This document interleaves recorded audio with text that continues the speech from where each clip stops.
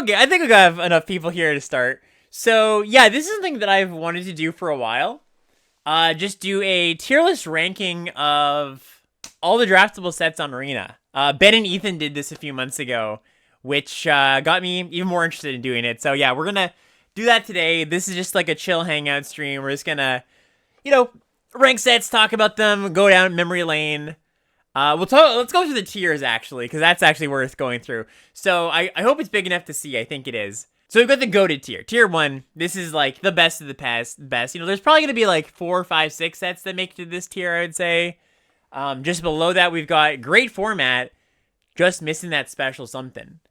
Like very good, nothing objectively wrong. In fact, quite a good format, but just misses that goated tier. I feel like with the goated tier sets, there's like a little special something, a little special sauce. And not all formats have that, even ones that are just like objectively good. Then we've got rock solid. Speaks for itself. It's rock solid. I would draft it on any given day. Maybe not the most memorable format, but nothing to complain about, really. Then we have the 2 tiers of mid. So we've got mid, as in like, yeah, that was mid. That was fun. Like, a little bit below average. Just the typical mid set. And then we have mid derogatory. Mid derogatory is like, that was mid. That's it. So hopefully you can suss out the distinction there between the two. Last 2 tiers we've got are objectively bad, but I liked it. That also kind of speaks for itself, where there will be a few sets where, most of this is like my own opinion, just like how much I like the set. I also sort of kind of bake in community perception to that, but it's going to be pretty heavily weighted towards the sets that I liked. But there will be a few sets that, if I don't put them in this tier, it's like I think a cancelable take to be like, yeah, I'm entertaining this set at all as something that's worth considering as a good set. So it's got its own tier, just so people don't get mad. And then last one here, we've got would not draft again if asked. So this is basically like, if my friends happen to have a box of this set at the ready and we're like, hey, do you want to draft this tonight? I might say, no thanks, we should do something else, right? I'm not going to do this in any particular order, I don't think. I'm kind of just going to pick and grab sets from the tier list here. Chat should be able to veto one of my placements. I'll buy that. Yeah, Arison, I like that idea. We get one chat pick for the tier list. But yeah, I figured I'd just kind of grab and choose. I believe this is all the draftable sets. It's even got stuff like Pioneer Masters in it. So, yeah, I think without further ado, we'll just jump in. Okay, let's just start. They've got them in unorder here. Let's just start with Dungeons & Dragons, Adventures in the Forgotten Realms. So, this was the set that, few things about the set.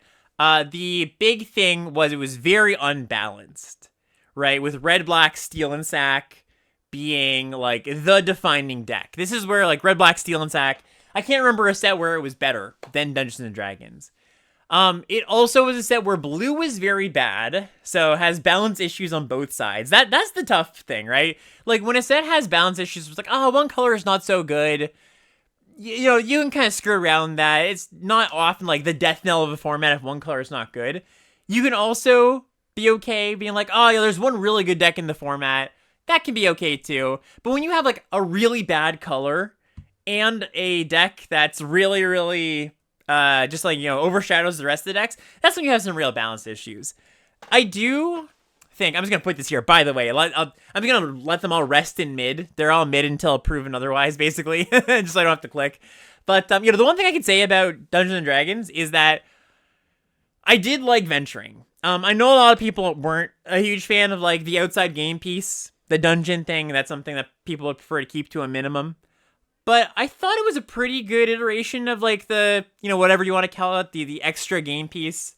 It felt kind of, like, it felt like you were accomplishing something that you wouldn't normally get to. Like, you get to play a mini game in-game that you don't normally get to in any other format, which I think is kind of cool. It made it feel fairly unique, So, yeah, where am I going to put this? I personally didn't hate this one. I think it lands in mid derogatory for me, which is to say, like, lots of issues. I had a decent time with it. I actually had a lot of fun figuring out how to make blue work, even though it was really, really good. Or sorry, really, really bad. So yeah, I think it's pretty appropriate. I think this it's got enough problems, and I think a lot of people, when there's one really dominant deck, that can be a real big thing for people, for it to really turn them off the format, and that's gonna come up in some other formats we talk about. Okay, let's move on. Let's just go to. I'll kind of start with some of the ones that people know. I was gonna go to Amonkhet Remastered first, but not everybody played that. Let's go to Bloomburrow. So, Bloomburrow, the props I can give it are, I think it was a phenomenal, like, introductory level set. And it was also a set that was good at introducing people to Limited in the game, but not in, like, a core set way, right? Like, it felt very thematic. Like, the theme, I think, really worked in Bloomburrow. That was the thing that a lot of people praised, myself included. I thought the themes were really good. Simple, but, it worked. Simple was definitely its downfall, though, right? Like, this was... Well, there's something to be said for simpler Magic sets, and I think, Bloomburrow had a lot of good things going on for it, for just the... What's the way to put this? You could see the set, you look at the set, you lay it all out, you see what you're getting, right? Like, here are the 10-2 color pairs, here are what they're doing. There's not a lot of discovery past that, which isn't necessarily a bad thing. It just means that the set's not going to have as much longevity, right?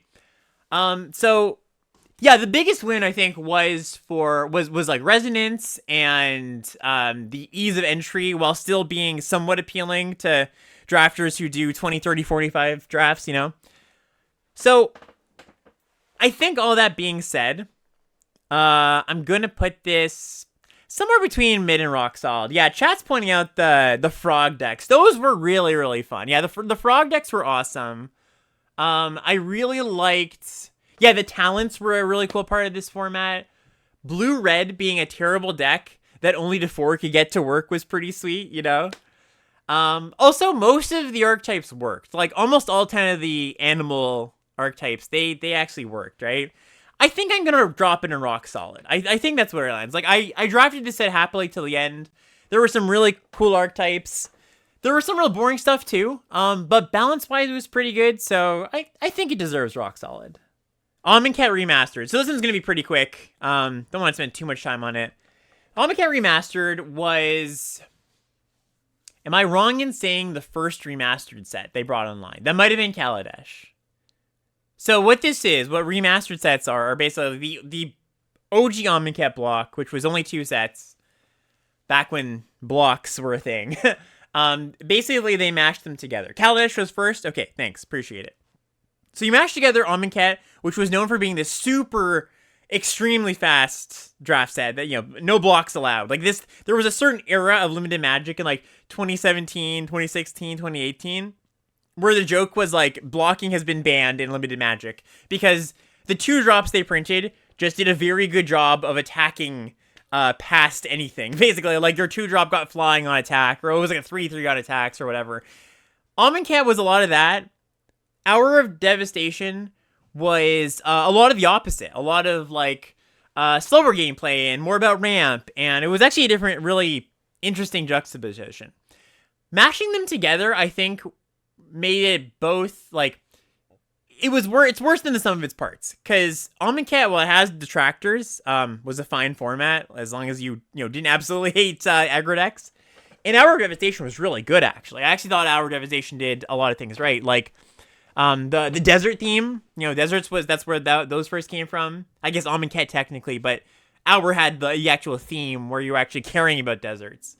A lot of pretty cool cards, so... Yeah, like, I think mashing them together just didn't come out the other end anything special, basically. It was still fine, though. I don't want to talk it down too much. The bonus sheet was also fine in this set. Like, it wasn't any, there was mostly just, like, powerful cards in the bonus sheet. No theming. But, yeah, I don't know. I think I'm going to land it in mid. Like, all this being said, I'm kind of like, it was fine, but nothing exciting. It was a decent execution of the remastered stuff. Nothing else. I think I've played it once when it came back. Like, they've had this set up once or twice. I played it a decent amount when it was first out, like the remastered version, and yeah, I flashed it back like once. So I think it probably just lands right in mid for me. Oh yeah, the bonus sheet had a ton of wraths. I forgot about that, actually. That's true. That's true. I said the bonus sheet was fine, just powerful cards, but maybe that's a bit of a knock. I do think formats with too many wraths, as much as I'm just like, usually of the opinion where it's like, oh, you kind of just adapt to whatever the format's about, whatever card types they throw at you, you can handle it. I do think there's something to be said about too many wraths in a format being too frustrating, All right, Brothers War. Brothers War is really good. Kind of a surprise one. This one snuck up on people. This one, I remember people went in without high hopes, really. Not that it was like, people, not a Spider-Man level set where people were like, this is going to be bad.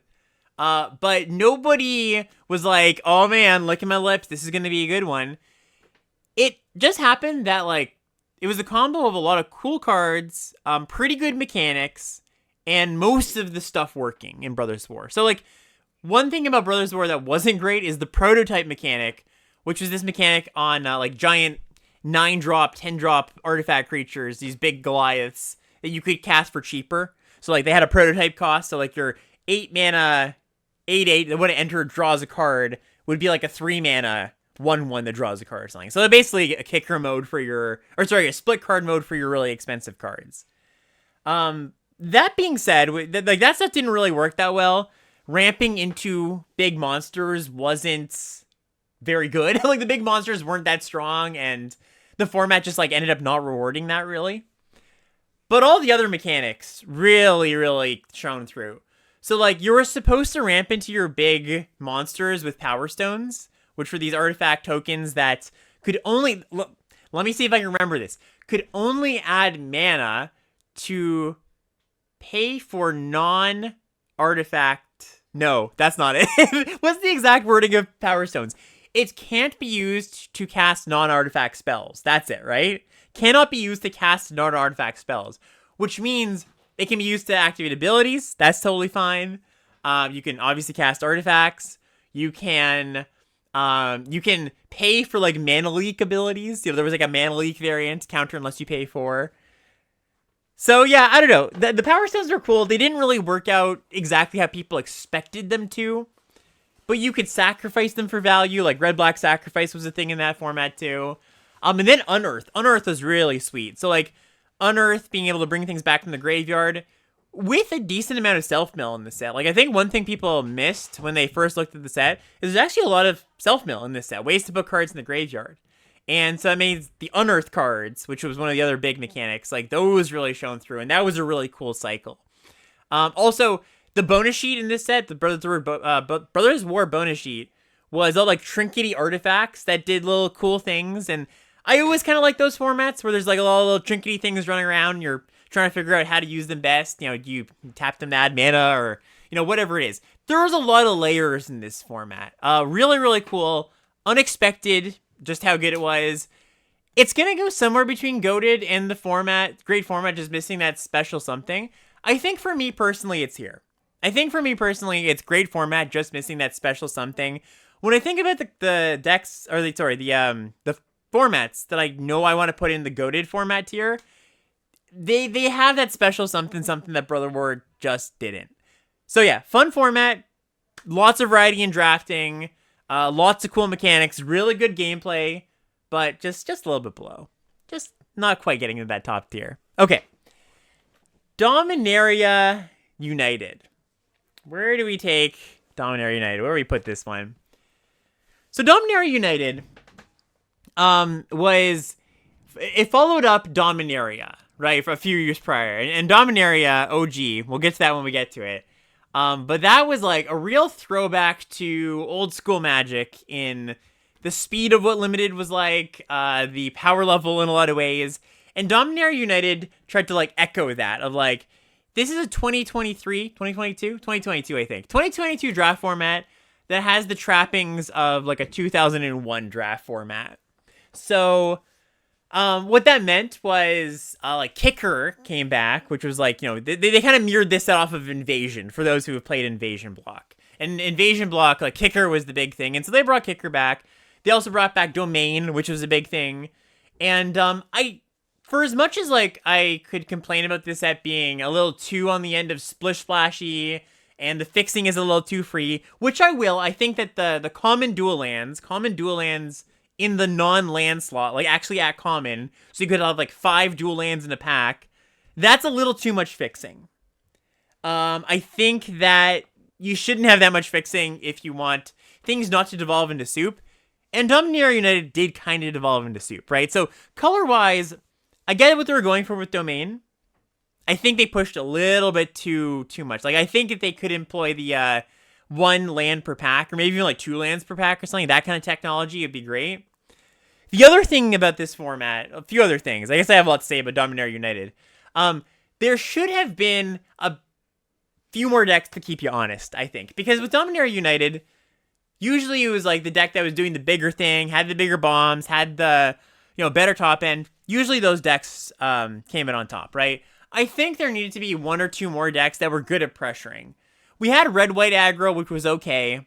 There was like a weird red-green tramply tricks deck that was kind of niche and kind of came together sometimes. But when it came down to it, it wasn't enough, I think. I think there should have just been a little bit more on the side of, hey, sometimes you're going to get run over by a 2-drop, right? Sure, you're right. Chat's right. I forgot about blue-red. Blue-red spells did that really, really well. That is very true. Which brings us to, like, Tolarian Terror, which is a really cool card. Like, I really like that card. Wingmantle Chaplain is a card that I can't not talk about with this, right? Wingmantle Chaplain was kind of like the scourge of the format, mythic uncommon.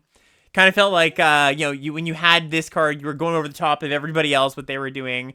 Also, the set had, what was it called? Urborg Repossession, yeah. So, not only were the games often about, who can stick, like, their best top-end card and the strongest card, but, like, if you killed it, there was this really, really good way to buy your creatures back from the graveyard. And it was also tutorable with Micromancer, right? So, yeah, I don't know, like, after talking through this, I kind of, the way I'm framing it kind of sounds like I'm talking about it in a lot of bad things about this format. I think I could say there are a lot of bad things about this format, but it was also pretty fun when it comes down to it. Like, I think my biggest gripe is too much fixing.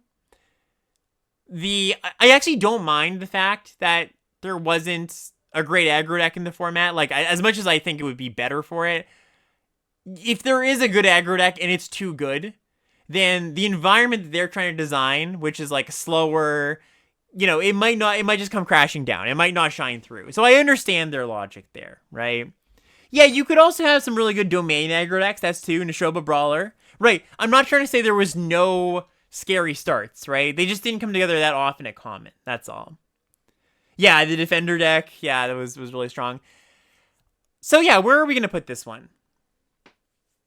I don't think it belongs in mid. I think it belongs in rock solid. And I could definitely understand somebody wanting to either bump it up or bump it down. Like, this is one that's kind of divisive, right? This one is a little bit, you ask 100 Magic players, the Family Feud results are going to be pretty spread out, basically. But, yeah, it was fun enough, had enough unique things going on, and I think the issues that the set had weren't deal-breaking for me, right? And there were some sweet things. I guess the one thing I could say about it that is not great, and I know a lot of people, even people who like the format, didn't like, is the rares in the format really were not exciting. There were like 10 good rares where you're like, oh yeah, that's a great rare to open. All the other ones were like commander plants and constructed cards and lands. So yeah, that's one thing kind of memorable about Dom. All right, I mean, I guess why not follow up Dominaria United with OG Dom? Okay, so this set, when it came out, was very highly regarded. People really liked original Dominaria. And I know a lot of people are gonna, like, really crucify me for the take here. And it's a take that I've said in a lot of other places. Like, this is not Alex comes out and says, all of a sudden, I don't like this beloved format. I just think that there's so many for the things that this format does well, which are things people like cool 2-card combos and really everything I was saying about Dominaria United with the game slowing down a little bit. Like Dominaria had that in spades, where the games were really really slow. I think that the issues with this set are pretty darn deal breaking for me. The biggest one being the difference in power level between the commons and the uncommons and the rares is just massive. Like, the commons in this set were really, really bad. Like, a true throwback to the olden days where generally the commons were pretty bad. And that was, like, the whole shtick. The whole shtick was, hey, we're printing vanilla 3-mana 2/3 with a relevant type. Tolarian Scholar has a relevant type, being a wizard, but, like, that was a feature of the format, right? The flavor making up for it, yeah, you know what? Like, I'll give it credit. I will actually absolutely give Dominaria credit for capturing OG Magic flavor. And that's the thing I know a lot of people like, right? I just think that it like the power level stuff is a big issue. Like, when you have uncommons like in Bolas's Clutches, right? Or on Sarah's Wings, which are just like some of the best cards in the format. And then you have commons, mostly junky commons, and the good commons, like the better commons, are still not very good. Like, they're fine removal spells or like very slow value generating cards, right? It often just felt like the blue decks in this format had a huge advantage, not just because blue was good, but because they could find their good cards, their rares, their 2-card combos way more often than any other deck. That's kind of the play experience I found with Dominaria. So, it's slower. I know people, some people really like that. It harkens back to OG Limited Magic. All that being said, it's going here. It is absolutely going here for me. It is going into, I would not draft this set again if I was asked to. I truly, personally, have no affinity. No affinity for drafting this set. I know, boo, gasp, I know. That's what I said. I know. I was gonna get a lot of crap for this take, but this is my tier list. You're free to have your own opinion. Okay, let's move on. Duskmourn. Duskmourn is the first format I'm gonna solidly just put in goated. It's there. It's absolutely there. And I don't think I'd have many people disagreeing. I mean, maybe some people would put it in the great tier, but it's a beloved set. And I think for a lot of reasons, right? Like, the mechanics, all really fun. Like, the individual cards. One thing I should say, actually, just talking about these formats. There's a lot of... I think a lot of what makes a format cool is individually cool cards. You just remember, like, oh, hey, I remember that card. That card was cool. Memorable archetypes, fun gameplay, and... draft experience where you don't exactly know what's going to happen every time you jump in. You're not like, oh, I'm trying to draft blue-red every time or whatever. I think Duskmourn hits on all of those fronts, right? Along with, I was going to say good flavor. I know some people might argue that because, the whole, like, it is a bit of a hat theme set, or a hat set with its theme, where it's kind of just like, yep, here's 80s horror.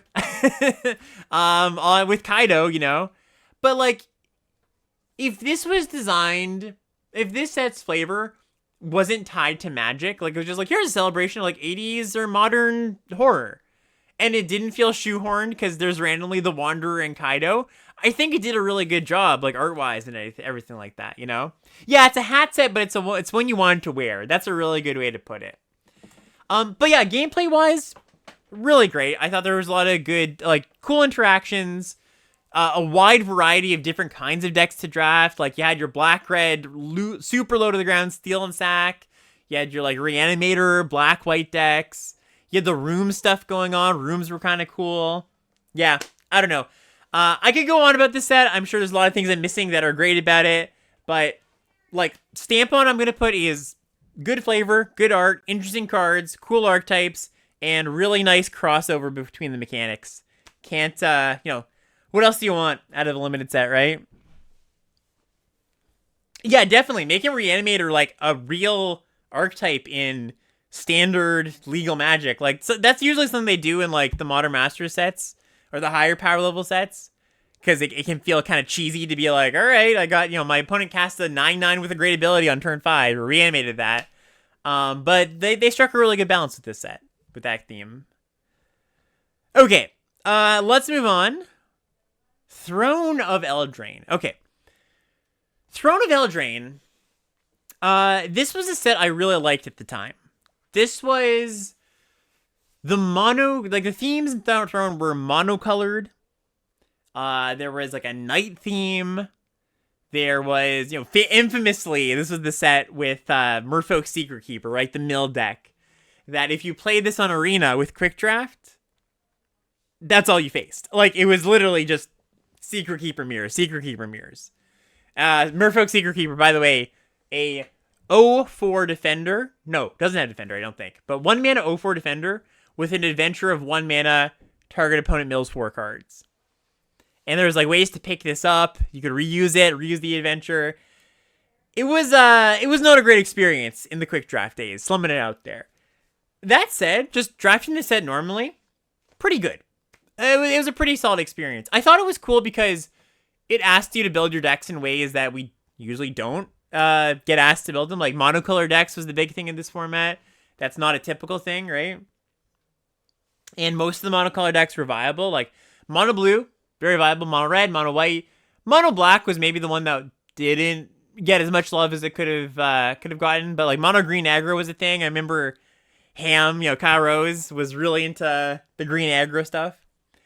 But yeah, I think I really liked the set at the time. I think that going back, and I have drafted it on Flashback, the archetypes are cool because there's 15 of them, right? Because there's like the 10 2-color pairs and the 5 monocolor decks. That's a cool thing about the format. I don't know if there's that many memorable individual cards aside from Secret Keeper. There's like Revenge of Ravens, I suppose. That's an interesting card. That's a memorable one as like a very powerful, annoying card. But yeah, I don't know. This format, it doesn't stand out to me as one that I would like love to go back and draft, Rimrock Knight, okay, that's a memorable card. That's a fair point. Yeah, there was like Golden Egg. Yeah, Golden Egg was a cool card. Yeah, there's like some cool stuff going on here. I guess Adventure, yeah, that's a good point. This was the first set with Adventure in it. Lots of points for that, because I think Adventure is just like an all-time great limited mechanic. I think I'm probably gonna put it in Rock Solid. I could see it being mid as well, though. Like, it does have some issues as far as balance goes. Some issues as far as, one issue actually, I think, is that its themes aren't as clearly communicated as they should be, which is sort of a weird complaint. The reason I say this is because the monocolored theme was like a really, really big thing, and you were really incentivized to be as close to monocolor as you could. And often, when I would see people posting their decks in this format, like, I was like, why did my deck do well? Usually it's because they were a split 2-color deck. They were just drafting this format business as usual, right? And it's not that you could never have a 2-color deck, but like you shouldn't have ended up there very often. So it was a case of like the right thing to do, the strategically good thing to do, being a little bit too obscured or a little bit too like you have to be in the know to know this, right? I mean, you could say that's a plus side, like it's, it's added complexity, it's added like, oh, I learned something about this format, I feel good about learning something. But I found just too often, like, people didn't understand the gravity or the weight of their deck not being as monocolor as it could have been, So, I don't know if there was a way to communicate that better, where it's like, you should really be monocolored without making the set, like, inflexible, and maybe this isn't even a problem, right? Maybe this isn't as big of a problem as it making it out to be, where it's like, okay, if you don't know that you're supposed to draft the set this way, maybe you don't care that much that you're losing, right? I do know that the reason I bring this up, though, is because I know I saw a lot of frustration about this at the time. So, in any case, yeah, I'm going to put it in Rock Solid. It was fine. It was interesting. Took some swings. If it was the constructed tier list, we put it in the low tiers because it really messed up constructed for a long time. But for limited, I'm going to give it a rock solid. Moving on to Guilds of Ravnica. So, I always kind of feel like the guild sets have a shorter shelf life than some other sets. At least the ones, we haven't really had like a true guild set that, I guess Dragonstorm maybe, or like a faction set. In any case, guild sets tend to be a little bit weird to draft because there's only 5 viable archetypes, right? Or 5 intended archetypes anyways. I think Guilds of Ravnica might be the worst Ravnica set. Like, considering all the times we've been to Ravnica. I mean, maybe you could make an argument for, like, one of the real old ones. Like, Guild Pact, if you were to draft it alone, would not be good. But you never drafted Guild Pact alone, right? I think for, like, the intended draft format, Triple Ravnica was really bad. So, like, a lot of things here. Green-White was not a deck. Green-White's, the gold cards were really bad, and the mechanic, the Convoke mechanic, did not work because they neglected to print token cards. They didn't put any cards in the set that made tokens for your Convoke deck. Or just, like, multiple bodies. So it was a combo where the mechanic didn't work and the cards sucked. Okay, that's one deck.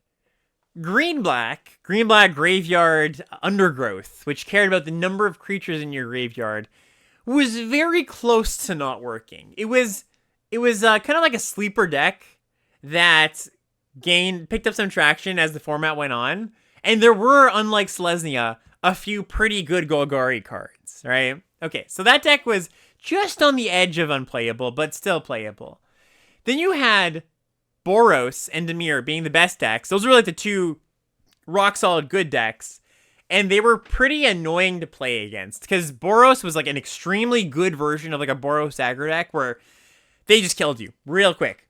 No blocks allowed, and they started on turn 1. It was really punishing unless you had the exact right cards, and with Dimir being the opposite end, the control deck, it was a super annoying control deck to play against because of the card Disinformation Campaign. For those who play with that card. Very, very frustrating card to play with. And then there's Blue-Red, which was a really cool deck. Blue-Red with the Jumpstart mechanic. That mechanic in that deck was fun. It was a pretty strong deck if you knew how to draft it. Like, that's the saving grace of the format for me. Yeah, Mentor was the red-white mechanic. Very snowbally. So yeah, like, all that together with, I remember drafting this a few years ago, a year or two ago, and it's like all the things I just said, plus a lot of the cards are very junky. This is 2019, when they didn't really care if they just threw a Demolish in a set, 4 mana destroy a land, just taking up a common slot. They did that all the time. You definitely felt by the time you got to pick like 6, 7, a lot of the pack was very junky. So this is another one. It's going in my would not draft again tier. I don't think the set has many redeeming qualities. I guess, like, if you said, hey, you're going to end up in a seat where you're going to be blue-red, or, like, I guess a good Boros or a blue-black deck, sure. I might be a little more inclined to, but I don't know. I just feel like if you're at a table that knows what they're doing, like, if you're drafting with people who know the format, it's a really, really rough format. Really, really rough one. Yeah, I mean, maybe it could go into mid-derogatory. Maybe I'm being a little bit too harsh on it. But I just remember feeling, like, really bad about the set drafting it on Flashback. So, I'll put it there for now. Okay, let's move on to Ikoria. Man, Ikoria, this was a great format. Like, as far as just, like, discovering it, depth of decks you could draft. Of course, I can't mention Ikoria without talking about the cycling deck, right? Like, the red-white cycling deck, probably the most busted limited deck of all time. And I don't know, like, chat, fact check me on that. Can you think of a more busted limited deck? I think red-white cycling was it. I think that's, like, nothing's gonna beat it. I doubt anything will beat it in the future. Maybe some, like, really old format that I haven't played. I mean, if you want to argue that Sprout Swarm from Time Spiral is its own archetype, sure. But yeah. In any case, because I know that alone, like having a busted deck in the format, that turns a lot of people off to a format, right? Just that alone can feel really like unfair, or really just like, oh, you know, like if I don't get the busted deck, I feel bad about it. By the end of the format though, I think it balanced out really nicely. Where, yes, the cycling deck's still good, you could draft it, but you weren't getting the free 0 mana cycler, free colorless cyclers all the time, right? Like those were going fairly early. People were fighting for the deck, and past that, the format was really diverse, robust. Like not only were there's like, you know, just the 10 2-color pairs. There was like a weird split between the allied decks and the enemy decks, where the allied decks were like decks that cared about keyword abilities or certain abilities. Like the blue-white deck was literally the flying deck. You literally cared about your creatures flying. And black-red deck was like the menace deck. I don't know. I thought that was kind of cool. There was also Mutate. God, Mutate. Mutate was such a weird, trippy mechanic. I don't think they're ever going to bring that one back. I think that one's just a little bit too weird out there, but it was a really cool experiment. And then, of course, who can forget companions, right? Like, companions are... My take is companions are like an all-time great limited mechanic. I don't think they're a good constructed mechanic. Obviously, they cause a ton of problems there. But, like, opening up this card that says, hey, you're going to draft your deck very different than any other draft of this format. And you get paid off for it. Like, it's powerful enough to do that, you know? I don't know. I think that was a really cool aspect. I think that companions are awesome, and it's unfortunate we're probably not going to get any more as limited players. That'd be nice, but they're just not going to take that risk. Yeah, this is a tricky one. I even before hopping on, I was wondering like where I was going to put Ikoria. A lot of fond memories for me too, as well. Just like as far as nostalgia and how much I played this set. I can't put in good conscience put it in goated. I don't think I can do that. I also don't know about grade format just missing that something. Because it's kind of funny. It had that something for me, but it has enough like structural balance issues where I can't put it in the goated tier, right? So it's got the something. It's just missing the like, oh yeah, this is, you know, a good experience every single time you draft it. Maybe that means it goes in rock solid. You know, I don't know. It's a hard one to grade. It's a really hard one to grade. I think I'm going to put it there though. I think it feels fair. Feels right there. Wish they would print limited only companions. Just say you can companion it whenever you meet the deck building requirement and the deck has 45 or less cards or something.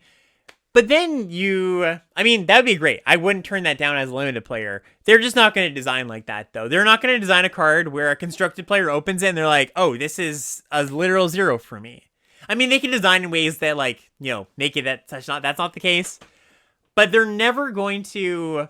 I think they're very unlikely going to be adjusting mechanics for limited players specifically. If they are, there's a tweak that makes it okay for constructed as well, you know? Right, yeah, that's actually another thing to bring up, like pre-companion, post-companion, rule change, right? For those who don't know, the rule change with Ikoria that they did because of constructed was your companion you have to pay 3 to put it into your hand, right? And that was never a thing when the set first came out.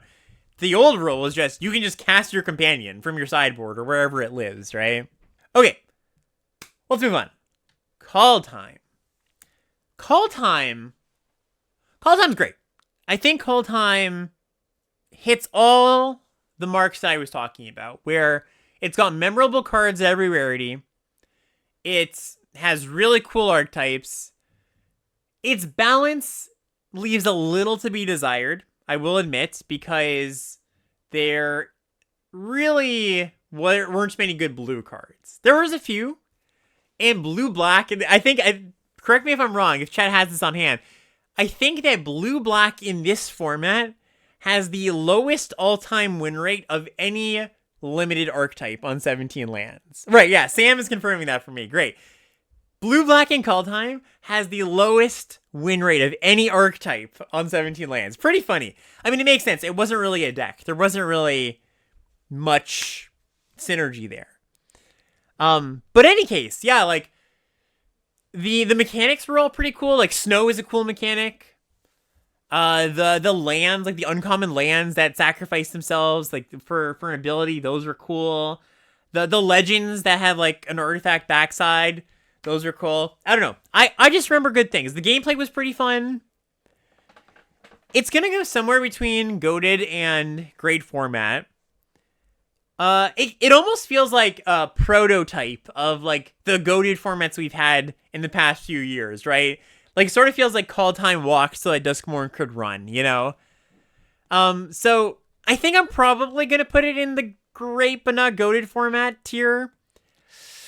But that's close. Like, I'm hemming and hawing about this one. I'm hemming and hawing.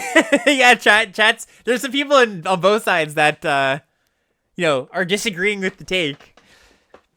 I was overwhelmed by the cards. There were so many crazy activated abilities. It was too thick. Yeah, you know what? That is a good point. That is a really good point. That one of the things about this format that was a bit of a knock from a design perspective was there was a lot of cards that functioned similarly but not the same, right? A lot of cards that were like, some cards in the cycle were like, you can sacrifice this on your turn, or some like sorcery only, or some are, this is an instant speed ability. Like, some of the lands were like that, right? There's the cycle of lands that you could sacrifice at different times, and it got confusing. And so you're just like, oh, yeah, it's a bit of a mental load. I think that tied with the color balance means I'm going to put it in grade format. It was really good. It was really, really good. And, I think launched an era in a lot of ways of, like, this kind of limited format. Because it has that special sauce. It really has that special sauce that the goated formats have, but it has enough smaller issues in there. All right, let's move on. Kaladesh Remastered, another remastered set. This one was better than Amonkhet, if I remember. I think that they tweaked original Kaladesh in a way that was really good. Because the problem with original Kaladesh was it was a little bit too aggressive. Specifically, Renegade Freighter was a busted card. Renegade Freighter was a vehicle, a 3-mana colorless vehicle that was a 4/3 crew 2 that when it attacked, it got +1/+1 in trample. So it was a 3-mana crew 2 5/4 trample on attacks. And that was a format defining common. They took that card out of the format and gave a lot of other things a little more breathing room, right? So like all the energy, slow stuff, which was really cool. I thought energy, despite having issues in Constructed, I think energy is a really cool limited mechanic. Kind of asking you to care about just like a different resource. I don't know, that's cool.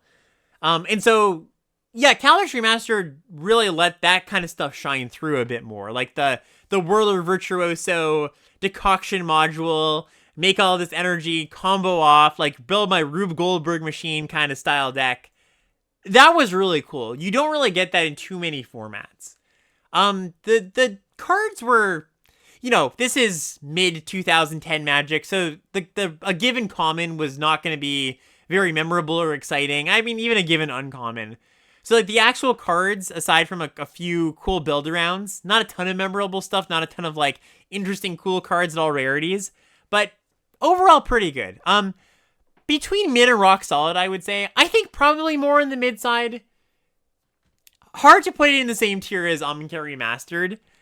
I did also draft this format just like as much as I could when it was out. So it's probably going to go in the rock solid tier, actually. Yeah, I take it back. It's better than mid. I had a good time. I think it highlights what Kaladesh has to offer really well. Like the curation of what they chose to put in and take out. I think they did a really good job of that. So yeah, overall pretty good set. Okay, next up. Alchemy Horizons Baldur's Gate. Okay, so yeah, another weird set. So this was like the summer set, 2-3 years ago? And it was kind of like Dungeons and Dragons 2. Because it was, I mean, it's the same property, of course, but a lot of the cards were just the same. A lot of the cards, they literally just like reprinted. It was kind of like a, I don't know, like a beta to the alpha. It's kind of like that. It's kind of like they were just like, all right, we're going to swap out half the set for new cards. Now, that sounds really bad, but I actually don't think that was that bad. That part wasn't that bad. It was just weird. A lot of the cards they chose to keep around were good, fun, cool. They actually chose to, I think, reprint a lot of the cool cards from Dungeons and Dragons. The mechanics, though. So the mechanics are definitely the low point of the set for a lot of people. I happen to really like Specialize, and what Specialize is, for those who don't remember or don't know, it was a card that essentially had six sides, right? Or, yeah, like, front side and 5 back sides, where you'd have the card and it would say, you can specialize this to one of 5 different back sides. Remember, this is a digital-only set, right? So, cards can have 5 back sides. And you would transform them into their backside, their different backsides, by discarding a card of a certain color. So, like, you could have a mono white card that you could transform into the backside by discarding a plains, and then you'd get, like, a very mono white card. Or you discard a red card, and you get, like, a red, white, gold card kind of effect, right? So you kind of are modifying your card in some ways. I thought it was really cool. I understand people not liking it, because it kind of feels like you have to remember all these backsides. But I kind of just remember feeling like you don't actually have to remember all these backsides. You just have to kind of just read them when they come up, which is another hurdle. I know at some point it's nice to be able to just know what your cards do. But I thought it was a cool mechanic. Like, I understand people not liking it. I thought the variety was cool. All that said, there was also the double team mechanic, which was another kind of, I don't think that was that controversial. Like, that was another limited, alchemy mechanic where it's like, when you attack with this thing, if it has double team, you put a copy of it into your hand, and then that copy loses double team, or both copies lose double team. Yeah, I don't know. That was kind of a fun mechanic. I did like the alchemy only spells, like some of them that you just couldn't do in paper. So, like, there was, like, Patriarch's Bidding, the really good white removal spell. So, as far as, like, memorable cards go, this card has a lot or this set has a lot going for it, I think. I think I'm gonna put it in mid, but I think a lot of people would put this in mid derogatory, you know? Like, it wasn't the most cohesive set. It had some balance issues. It also had some, like, memory play issues with the specialized cards. So, I don't know. I personally could even see myself putting it in rock solid, but I don't know. Do I want to draft this set again? I guess I do. I guess thinking about it, somebody said, would you like to draft this right now? I think I would. But if I'm questioning it, it can't be that high, you know? Oh yeah, this is, by the way, if you're just joining us, this is not a objective, everybody in the community agrees that this, ranking generally, tier list. Dominaria down here is very much me, how I feel about it. You know? Yeah, like, I think if you polled everybody in the community, Dom would at least be, like, here on average. Okay, let's move on. Lost Caverns of Ixalan. Lost Caverns of Ixalan. So, when I think Lost Caverns of Ixalan, I think a lot of cheap bombs. A lot of 3-mana, 2-mana cards that were must-answers. That's not a great thing to have in your limited format. I think most people don't like a format of a bunch of Preachers of the Schism and Breaches. So that's a knock against it. I think that the map mechanics, or the map tokens are pretty cool. Those are sweet. I think just like what was the other mechanic in this set? The artifact one that you like crafting, right? This was the home of clay fried bricks. I can't forget about clay fried bricks. That was actually a pretty cool part of the format. Now that I think about it, the crafting part, yeah, it had some cool build arounds. There was the what's it called?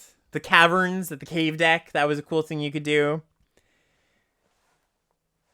The artifact pirates. Yeah, I kind of thought I was gonna rate this one low. And I'm not gonna give it a super high grade, but thinking back to the mechanics that were pretty cool, a pretty good spread of different kind of decks you could draft. I mean, it definitely was more on the aggressive side of things, but it wasn't exclusively that. Oh, you're talking. I'm talking this up for a lot for something I'll put at the bottom tier. everything was sorcery speed. That's true. There were a lot of things you could only do on your turn. Yeah, I don't know. I think it's probably going to land in mid for me still. Yeah, there were some cool discoveries. No pun intended, discovery being one of the mechanic, or discover. This format was get on board or answer the 1-drop or die. That's a bit of hyperbole, I think. It was in that direction, but I don't think it was exactly like that. Yeah, you know, I would happily draft this set again. If it flashes back, I would do it. I'm going to leave it in mid. I'm going to leave it in mid because the density of 3 mana bombs, but this is your favorite format of all time? Hey, everybody, look, every format's got somebody that loves it, right? Okay, moving on. Lord of the Rings. Man, Lord of the Rings. This is a good one. This, in my opinion, is a pretty good one. So, the main thing I really liked about this format was the tempting mechanic. Tempting is a really, really sweet mechanic. Like, I think so many decisions it offers you, not only just when to cast your tempt card, what to give the ring to. It involved looting, which of course is always, a skill-intensive thing to do. Looting is kind of classically one of the things I think a lot of players have a lot of trouble with. Color balance in the set was not amazing. It was kind of very heavy Grixis. Green sucked. White was playable. That was the breakdown there.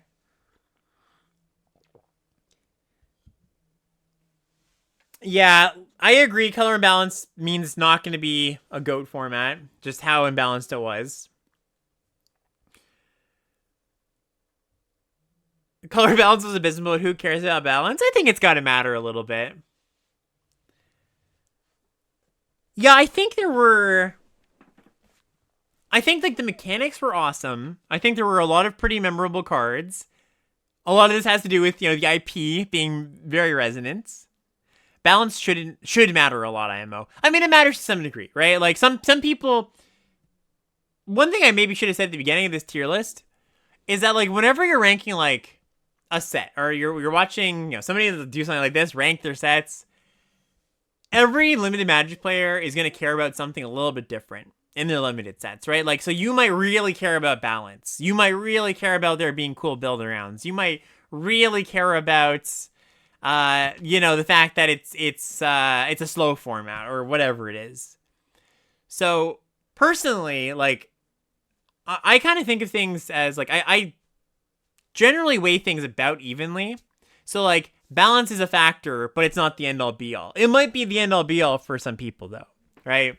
So Lord of the Rings, I guess that's a good thing to bring up where it's like Lord of the Rings wasn't balanced, but its mechanics and its cards were so good that I can overlook the imbalance a little bit, right? It's going to go, I think, in grade format that's just missing a little something something. It's sort of the opposite of Kaldheim. The same as Kaldheim, sorry. It actually has that something something. Like that secret sauce. I think it has that. But there are enough like balance structural issues where I can't quite put it in that goated tier. Yeah. Can't believe I'm seeing Bloomburrow rock solid. Might skip back to the reasoning. Yeah, for sure. I mean, like, I just don't think Bloomburrow did anything critically wrong is one thing, right? Inoffensive might be a way to put it. Okay. We've got some core sets that we're going to knock out of the park here. Just quickly. The very first set that's going in objectively bad, but I liked, for sure, is Core 2019. It's objectively bad, but I liked it. So, this is when I started streaming. Core 19 is when I started streaming, and so I played this set a lot. A lot. I was in like a trophy race at one point with Ham back in the day. And, yeah, this set, I have a lot of fond memories of because I think this is the set that I just, like, I leveled up on the most, personally. Like, because I just grinded. You know, it's one of those things where it was really trial by fire. as far as getting better at limited magic. That's what this set is to me.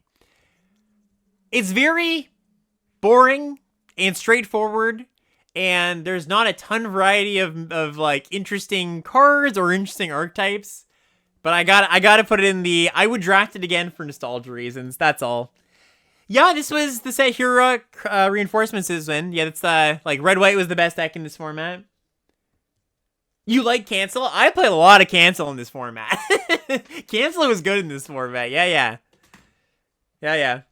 Okay, 2020. Okay, 2020 was legitimately a good core set though.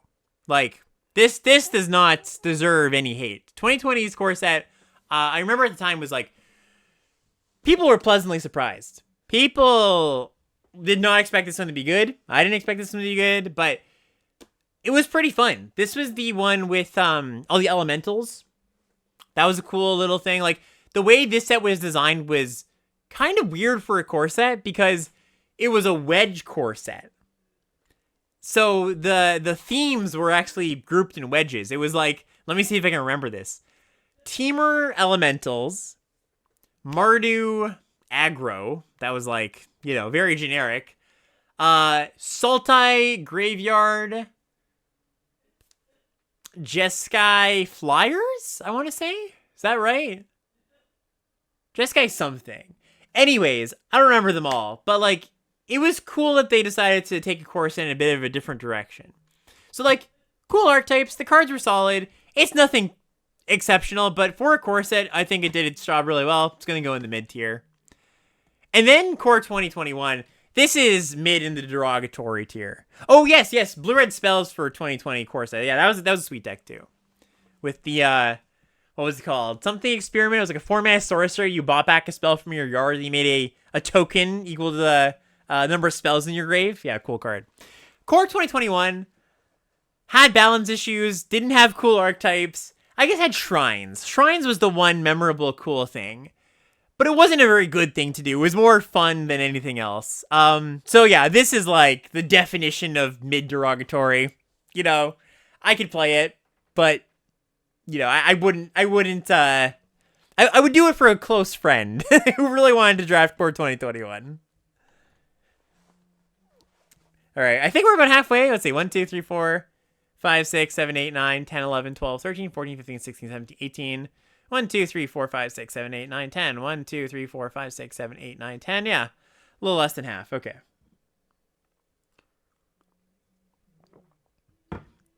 Foundation's right here, Valentronics. Oh, yeah, sorry. I'm getting my spells payoffs mixed up. 2021 was the set with the cool blue-red signpost. Yeah. Right, blue was elementals in 2020. Of course, I just said that. How could I forget?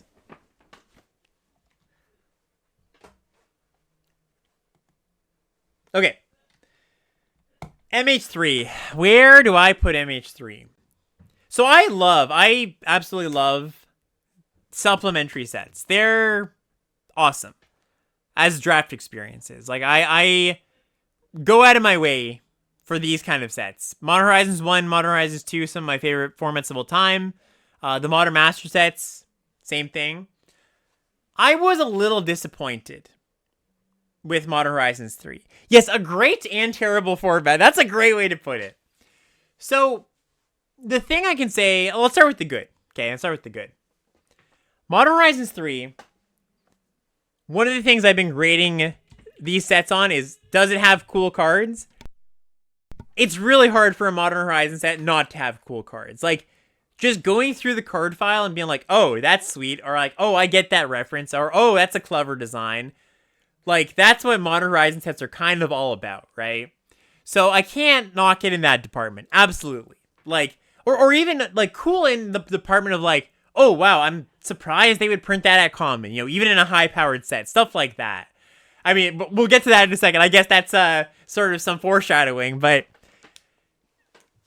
that's cool. I really like that about any kind of supplemental set, right? Supplemental? Yeah, that's a good word. The bad with this set. I mean, I think the big one is obviously Writhing Chrysalis, right? Having a card that's basically as good as a Mythic at common that's a big miss, no matter how you slice it, right? Yeah, the Chrysalis incident, even in a high power set, that shouldn't happen, right? That's like the biggest knock. There are a few other knocks though, I think. I think one of the nice things about these supplemental sets are you often have a lot of flexibility in how your draft goes. Like, it's often the opposite of a set like Bloomburrow, where Bloomburrow is like, this is your lane. You're doing your thing. You're drafting on rails. You know what cards you're supposed to pick up.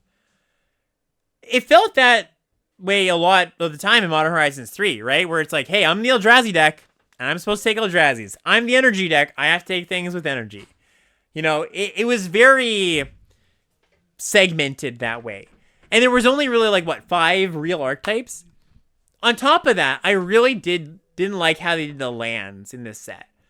Just like Dominaria United, the lands were in the common slot. So you could have packs with, like, 5 lands, right? There's the fetch lands that could also cycle. Like, they fetched 1 of 3 colors, and they could cycle for those 3 colors, right? There were too many of those crowding out packs. They were just like, by the time you got to pick 7 or 8, a lot of times you still had a bunch of those in the pack, right? And they were cool fetches. Actually, really cool designs. Just too many of them. Also, the other big thing about this set, I think, well, you kind of have to understand it comes with the territory. The rares were just, I think, too pushed for an enjoyable limited experience. And obviously they're pushing rares for constructed. That's what this set is for. But, like, there were, like, 10 or 12 cards that cost 1 or 2 mana that had, like, a 65 to 70 win percent, right? Like, a Johnny, Ocelot Pride, the Guide of Souls, right? Like, there's just too many of those cards in this set, I think. Yeah, a lot of incidents in this set. The Chrysalis incident, the Guide of Souls incident. So where do I put it? Yeah, Psychic Frog. You know, the list goes on and on. I don't know. This is a really hard one for me to grade. I want to put it in mid, personally. This set has some highs. It has some really high highs. Like, when you get the sicko, super synergistic deck, you feel great. Obviously, when you end up with the Guide of Souls, or the Tamiyo, or whatever it is, you feel great. I also think it's got enough wrong with it, though. Chrysalis being, like, a real, you know, big thumb on the scale here. I think it deserves mid. I think it's, yeah, really cool cards, but not for draft. That's how I describe it. So yeah, no, I could see somebody wanting to put it up here. I could also see somebody wanting to put it down here. I'm going to land on mid, I think. Innistrad Midnight Hunt, man. Okay. This is another set I played a lot of Innistrad Midnight Hunt. So this is the set where blue-black and blue-white were busted. People always remember this set as like, oh, blue-black was busted. But blue-white was also equally busted. Like, blue was great. Blue was an amazing color in Innistrad Midnight Hunt. And it never really self-corrected, which is always kind of something interesting about this format. Like, I remember drafting sick blue-black decks and blue-white decks really late into the format. I mean, it self-corrected to some degree, but this is the format that me and LSV basically just forced blue-black to very high mythic ratings. Like, I think we both got to mythic number 1 at some point. So color imbalance, absolutely. This set was extremely color imbalanced. Also really sucked that the main, like, theme of the set, the werewolves, were very bad. Like, it's really not a great look when what your set is named after is not a draft archetype your players want to draft, right? Yeah, I don't know. I liked this set. It might go into objectively bad, but I liked it. It could also go into mid. I mean, it is mid. It is Midnight Hunt, right? I don't know. I think the cards were pretty fun. Like, the blue-black zombie cards and the blue-white disturb cards, like, those were sweet. The flashback cards were pretty good. Like, I think flashback's just a great mechanic. Yeah, I think lots of good things to say about individual cards, but as a whole, like, the balance, I think, plays a pretty big role here. I think I gotta put it in mid. It's also thematic with the name, of course. Okay, Mom up next. No, not Mom. Well, yes, Mom up next, but right now, Murders at Karlov Manor. Murders was overly hated. I think the set, I really don't get why the set got so much hate when it came out. There was like a week where Red White was like the deck because whatever, people didn't know it was good. You'd face it all the time, maybe. I understand, it's not a great experience if you're like facing a very good deck all the time.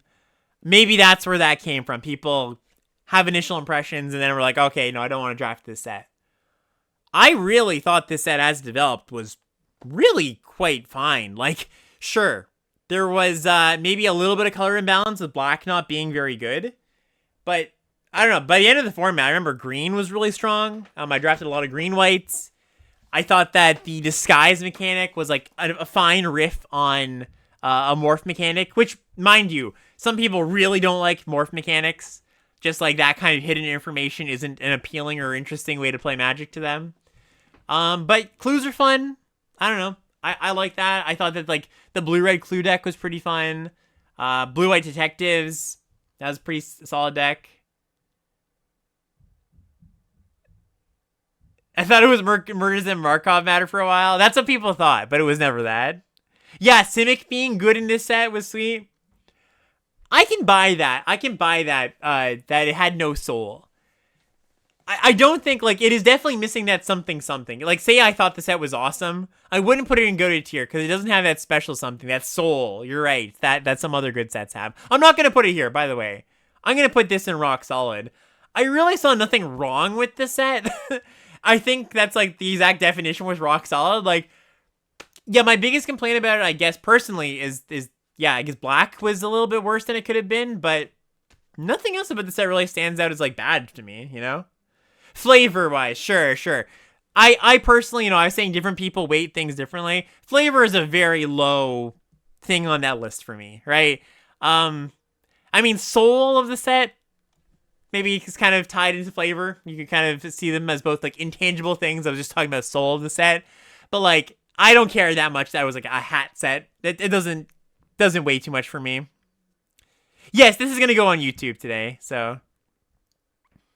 Yeah, I also thought the gameplay was pretty good. I don't know. All right. March of the Machines. It's going to go ungoated. It's on the low end of goated, I will say. But it's goated. So, again, it's got all the things I want from a limited set. Cool archetypes. Cool cards. The bonus sheet I thought was really good. Like the legend bonus sheet. Companions were in this format again. So, that's it's a point in its favor. I thought that the transforming Phyrexian cards were cool. Like the ones that, the flip cards. Thought that was like a cool implementation of a flip card mechanic. I thought that the tokens, like the Phyrexian tokens, those were pretty cool. The incubate tokens. The battles, which was like the set's main mechanic, they didn't turn out to be like the center point of the format, but I think it's a good thing, right? Like, I think if your new mechanic is like the only thing the set is about, it becomes a little bit repetitive. It becomes like, okay, well, I get it. I get the joke. I'm supposed to draft this card type, sure. Battles were more like, some of them are good, some of them are bad, some of them are mid. Yeah, the Dimir battle was excellent. And then, like, I'm trying to think, like, the Selesnya ones, for example, were really bad, right? So it will be interesting to see what they do. I'm very curious to see what they do when they bring battles back. Because they've already said there's, like, a set currently in development where battles are on the design file right now. So I'm curious to see when they bring them back, how they tweak them. I thought that for a first outing of a completely new card type, it was fine. It could have been a little bit better. The numbers could have been tweaked a little bit, but I think it was fine. I think they did a decent job. So yeah, all in all, cool archetypes, cool cards, cool mechanics, good bonus sheet, good gameplay, good drafting. Like, you know what? Like, I don't know what else you want, right? Same thing as I was saying with Duskmourn. All right. We're doing it again. We're putting Kamigawa in the goated tier. I mean, I feel like a lot of the things that I said about March, I could say about Kamigawa. Like, definitely memorable. I don't know if this is just me, but I remember so many interesting, cool cards from Kamigawa. Also, so many cool, interesting mechanics, like ninjutsu, well, not native to, well, I guess, yes, native to Kamigawa the Plane, but not native to this set. Like, they brought back ninjutsu for the first time in a long time. Really cool mechanic. I love the puzzle of figuring out how to get something into combat, get it unblocked. Suit Up was a really cool piece of that puzzle. I felt like picking out value creatures, kind of like you do in Spider-Man with web slinging stuff. Like, that's a cool thing. It's a cool play pattern. The sagas, the flip sagas, those were all really cool. Very powerful too. Like, this was the case, actually. You know, I say with March of the Machine, it wasn't the case where it's like, oh, you take the new card type and good things happen. It kind of was like that for Neon Dynasty, where you took the sagas that eventually flipped into creatures, and those were just, like, really good for the most part, right? Ninjutsu and Suit Up doesn't sound like a fun dynamic. Yeah, I mean, I could argue that Ninjutsu is a little unfun to play against. I totally buy that. But I think it makes up for it because it is very, very fun to draft with. One of the things I can say for most of the goated mechanics, most of the goated sets, is that their mechanics, not only are they good standalone mechanics on their own, but there's great crossovers, right? Like, a set where there's like 5 different mechanics or 5 different themes, and they never cross over. Like, you never put cards from deck A and in deck B. That's not that fun. These 3 sets, Duskmourn, Kamigawa, and March, like, I think all of them do a really good job of having clear themes, but they don't say this card just goes in this deck, right? There was a lot of kind of like, you know, you had a lot of agency, I would say, as far as like what your deck was doing. Okay. Okay, we're going all the way to the other end, I think. Some of my takes today, I would say not very many, but I think some of my takes might be slightly contrarian to what the community opinion thinks. I don't think that Phyrexia is in that camp. I would not draft Phyrexia again today. I like aggressive sets. That is not my problem with this set. I actually think that aggressive sets are, totally fine to have once in a while. I enjoy the ins and outs of combat. I enjoy tight gameplay. I enjoy, cheap cards being good. Phyrexia had all that, but it also had so many issues with the set. I would say, honestly, number one, going in the theme of a lot of the other sets we talked about, the theming kind of just wasn't exciting or fun or, memorable. Like, oil. I love drafting that oil deck. Like, I don't think that anybody, aside from the oil deck being good, red-green oil being very strong, nobody was like, oh yeah, this is such a sweet deck, And Toxic, while it has its fans, I think most people dislike Toxic as a mechanic, right? I think that it's unfun to play against, unfun to play too sometimes, where it's like, it's very boom or bust, where if you got your 3 poison counters and your corrupted cards worked, okay, cool, you're off to the races. If you don't, your deck just kind of feels non-functional, right? So, yeah, I don't know. The mechanics, the archetypes, the themes, not super resonant, not super fun. And then, like, the problem I had with Eldraine, where it's like, oh, the good thing to do is not the obvious thing to do. Or maybe it's a slightly different issue, where Eldraine's issue was like, people aren't used to building mana bases this way. In any case, my main thing was that Toxic was not balanced, and it was actually quite bad. It was not a winning mechanic, but it was what the set was about. So I guess it's more of the Midnight Hunt issue, where it's like, here's what the set's about. And everybody tries to draft that thing. And unless you're like in the know and you really know, oh yeah, this isn't actually a good thing to do, you're going to get trounced. Because, you look at the data, all the Toxic decks were not particularly strong. They really got dunked on by the oil decks. The other thing, one card to really ruin a lot of games, Hazard's Blast, right? The 4 mana deal 1 to all your opponent's creatures and their creatures can't block. I just think we're past the point in Mythic, or in Magic, where we need that kind of card in our aggro decks to like, okay, the board stalled out and now I just randomly win. That was a good tool for aggro decks 10 years ago when they weren't willing to push the aggro threats as hard as they are now. We just don't need that kind of card, you know, especially when sometimes it's a one-sided board wipe, right, with all these, like, small toxic creatures. Anyways, I could go on about Phyrexia. We'll just leave it in this tier and call it a day. Okay. Outlaws at Thunder Junction. Outlaws is good. I have fond memories of it. I think, aside from it being another hat set like Murders, which I know a lot of people will not care for, I personally don't mind that much. I thought that, like, the actual, like, note on theming here, the desert cowboy theming, like, aside from it being like, oh yes, that's just Jace with a cowboy hat, I thought the tropes were well done, fine enough. So my issues with the flavor are minimal. Balance-wise, green was too good and red was not good enough. There was that dynamic going on. I thought that the gameplay was generally good, though. Like, both the draft and the gameplay. This also had the desert theme, right? I always think it's kind of cool when a set has a land theme that, like, you care about the land type, right? It just gives your deck a little bit more texture, another thing to care about. And, yeah, desert's where so that's kind of cool. The bonus sheet, I guess, is actually something to talk about, because we had 2 bonus sheets, right? We had the crime bonus sheet, which is all just removal spells, and we had the big score bonus sheet, which was basically another set that they said, it was the aftermath of OTJ, basically. They're like, we can't have another aftermath. We gotta shove all these cards in OTJ.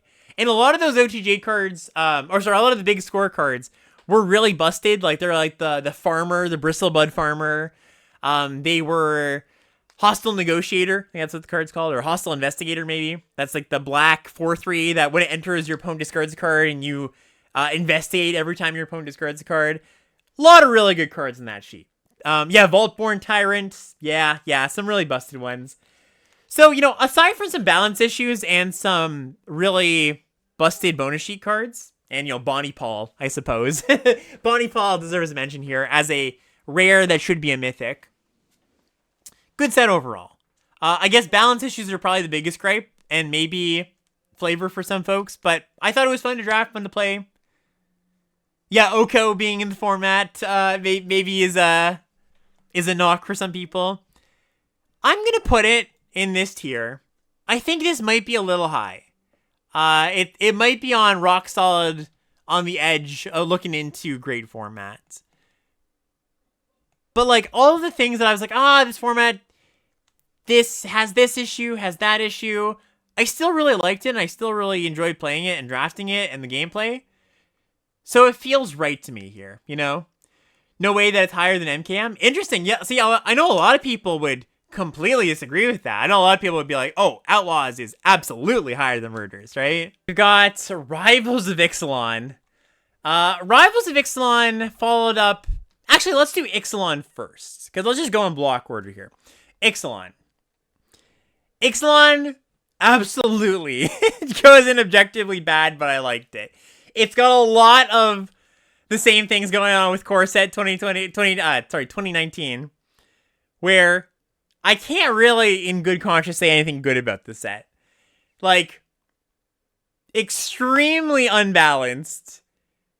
Games were extremely uninteractive because, A, the threats were too good, you couldn't block them, the removal was absolute garbage. Like, we're talking, like, 5 mana, deal 4, and that's, like, a fine removal spell you're supposed to put into your deck. Yeah, the only thing I can say that's good about this set is it really, really teaches you tight combat scenarios, right? It's a good training ground for that. And like I said, Core Set 19 was kind of a training ground for me as a limited player. That's what Ixalan was. It was a way a place to cut my teeth. Unfriendly fire. Yeah, I see. Unfriendly fire. 5 mana, deal 4. But yeah, like, the real... Like, one of the big things people remember about this format is Jade Guardian plus 1 with the Wind. Jade Guardian was essentially a hexproof 3/3. 1 with the Wind is a 2 mana +2/+2 and flying aura. A lot of games were just about that. And if not that, things that were spiritually like that. Like, slap an aura on my creature, keep up a protection spell, you can never block it, your removal spells don't do anything. Like, it's just a lot of... It's the opposite of counterplay, which is a good thing to have in your limited Magic. Yeah. So yeah. I'm gonna put it in the objectively bad, but I kind of liked it. I also think it deserves like a dual rating of I would not draft this again, I don't think. So, you know. I think it belongs lower than Core 2019. Let me put it that way. Rivals of Ixalan goes in this tier, though. Definitively. So, like, Rivals of Ixalan is not that bad, to be quite honest. It is not, there's not... The problems that Ixalan has, it doesn't have the same problems. It's not breakneck fast, but it's also quite boring. Like, one of the things I didn't mention about Ixalan is there are only 4 archetypes. Because there's vampires, there's dinosaurs, there's pirates, and there is merfolk, okay? They were trying out a weird set structure thing. So, both these sets, Ixalan and Rivals, they get boring pretty quickly because there's only 4 archetypes, right? And Rivals had some, I would say, some more interesting cards than Ixalan. It wasn't as, you know, ships in the night attacking you. The removal was better, so you actually felt like you were interacting. That said, I don't think it has that much to offer. There's a few really busto rares, like Tetsamok, like one of the best rares of all time. Speaking about no counterplay, Tetsamok has very little counterplay. It just wipes your field and is a giant 6/6 death touch. Yeah, that's true. Rivals does add black, green, and blue-white as sort of decks you could draft, supposedly. I don't think those were actually very good decks, but... Oh, actually, yes, Blue-White Ascend. You're right. Blue-White Ascend was a good deck. I take that back. That is one knock towards... Yes, Rivals is not absolute trash here. At the same time, though, in 2025, there's just better things to be doing with my time, you know? I definitely... some of these older sets get that I would not draft again, like Guilds of Ravnica, just simply because... We've been enjoyment crept, basically. Magic sets are so good these days, who has time to draft the Rivals and the Guilds of Ravnica of the world? Back in the day, these were not god-awful sets. They were kind of like mid-sets. Today, though, I'm just going to put them here, you know? Ravnica Allegiance.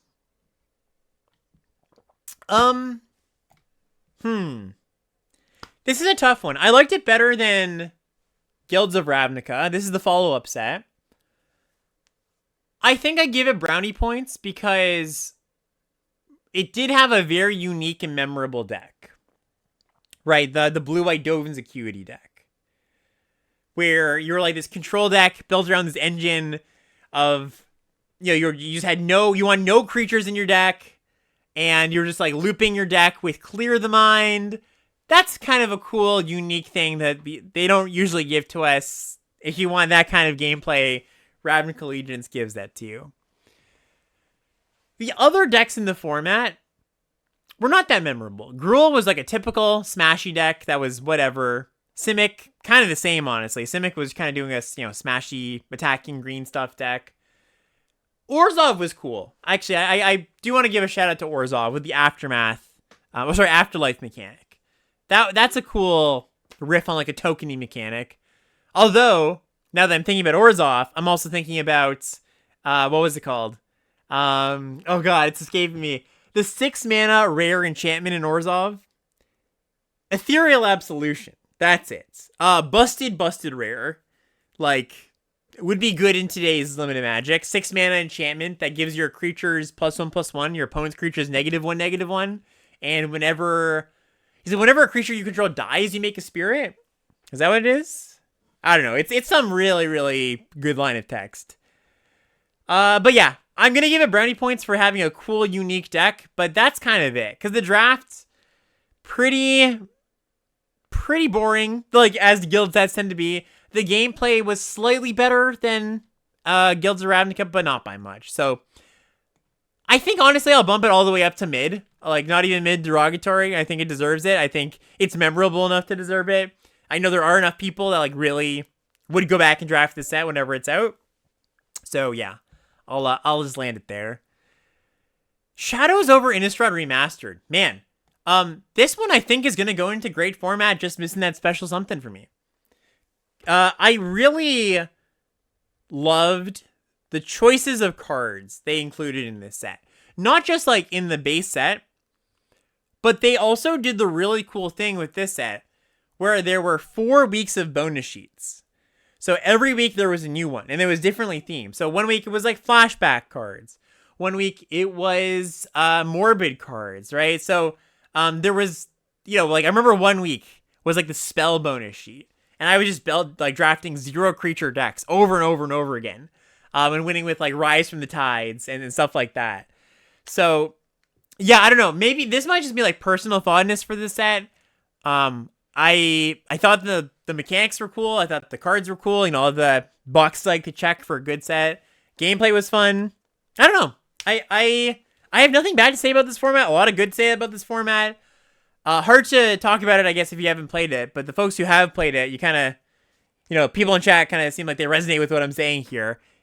I would go back and draft this format very happily. Like, honestly, if it was on today, I would draft this over anything. I think it's close with Final Fantasy as far as, like, how much I would like to draft this set. Which kind of makes me want to put it here. I'm not going to. I don't think it's as good. I think personal preference and just, like, my own enjoyment has a lot to do with this. But it's a good one. It's a good one. If it comes back, I would recommend drafting it. Now we get to Streets of New Capenna. What do I do with Streets of New Capenna? So, Streets is a whatever the opposite of a fan favorite is. I would say 95% of people who drafted Streets did not like this set very much. A lot of reasons. Color imbalance being a big one. So this is a 3-color set where Brokers, blue, white, blue. Yeah, blue, white, blue. Blue, white, green was very, very good. And Maestros, which was like Grixis, black, red, blue, also pretty good. And then the rest of the decks were not all that good. The 3-color combinations. A lot of this had to do with the fact that, a lot of the gold cards were not actually that strong. And B, it was a really punishing format. Like, it was pretty quick. And you think usually in 3-color formats, you want those to be a little slower, so you have players have time to play a tap land, get some mana under them. You didn't really have that time in this set when you're getting beaten down by there was like the green-white 2/3 that could gain lifelink and +1. When you're getting beaten down by those things, and there's good tricks and protection spells in the format, it's hard to justify playing multiple colors and have your mana be kind of slow, right? So that's like a structural issue with the set. It's a 3-color set that I think didn't do the fixing / give the players time to get their fixing under them quite as well as they could have, right? Then you've got Inspiring Overseer, which kind of is the same issue as Writhing Chrysalis as a busted common, where this is the 3-mana 2/1 flyer, gain a life, and draw a card when it enters. Very important part there. At the end, draw a card. That card's busted. That is that is too good to be common. And that's a card that you saw, in every single draft, basically. Either you had them or your opponents had them. And it's one of those things where, it's not even just like, oh, there's this really powerful card, I have to face it sometimes. It's like, you open Inspiring Overseer and a cool rare, and you're just supposed to take the Overseer, right? Like, it's just the correct thing to do. You kind of just have to. Yeah, I do think that the art was good. I agree. Yeah, I think the art and flavor was pretty solid. I enjoyed it myself.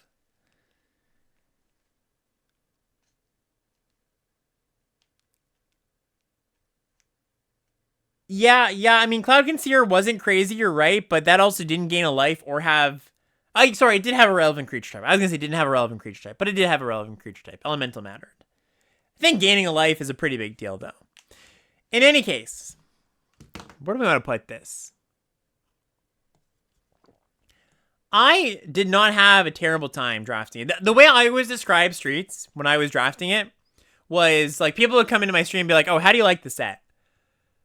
And I go, I like it more than most people do, but I like it less than most sets. Like, you know, just compared to how much I like a set in general.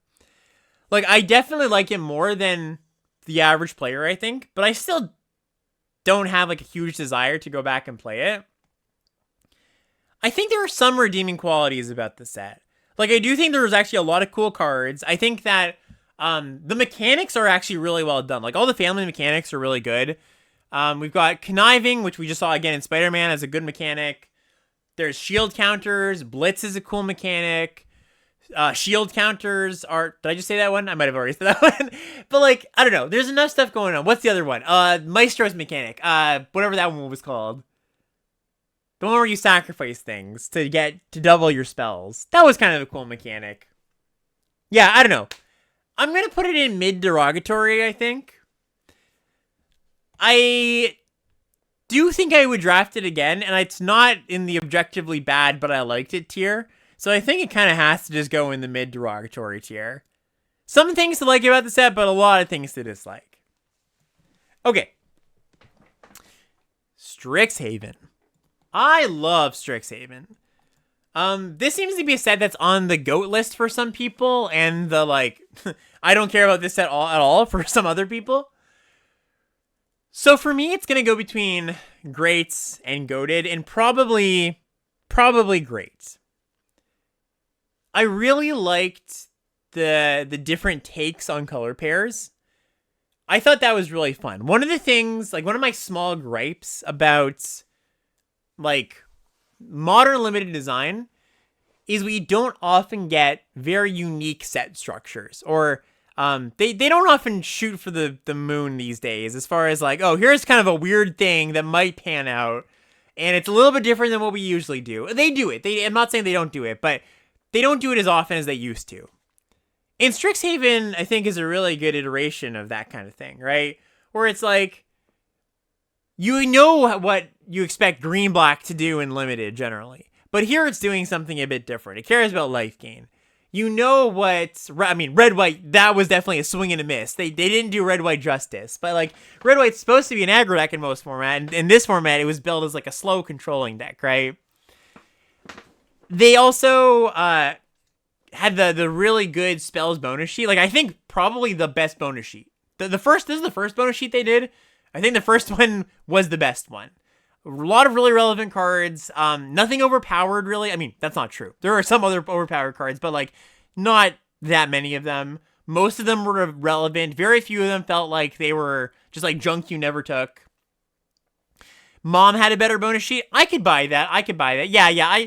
I don't feel strongly about the claim I just made. I think it's one of the better bonus sheets, though. Yeah, there was some color imbalance for sure. Boros kind of sucked. But, you know, Boros was still draftable if you just drafted it as, like, an aggro deck. That was the cool thing. You could just draft it as a beatdown deck. And Golgari also, I think by the end of the format, people kind of figured out that it was actually still also a pretty decent deck. Just need the right cards. Also, the sand-black, blue-black curve deck, right? Blue-black control, which is, like, not a school, right? Blue-black is this is an enemy color pair set, and blue-black is allied. That being a deck where you just had a bunch of removal and counters, and you won the game with, like, giant serpentine curves. You know, that's pretty sweet.